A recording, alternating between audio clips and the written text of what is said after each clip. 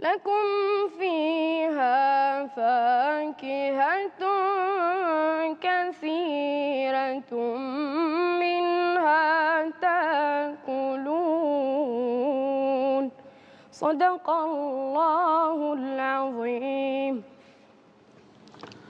بسم الله الرحمن الرحيم. الحمد لله رب العالمين، وصلى الله وسلم وبارك على سيدنا ونبينا محمد وعلى آله وصحبه أجمعين.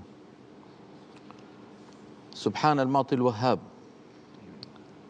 فيعني ابننا اسمه عبد الباسط، فذكرنا بعبد الباسط رحمه الله، وأبوه عبد الفتاح، فسبحان من فتح عليك يا بني. وإن تعجب فاعجب لوراش يقرأ برواية ورش، فهو ليس ورشا بل هو وراش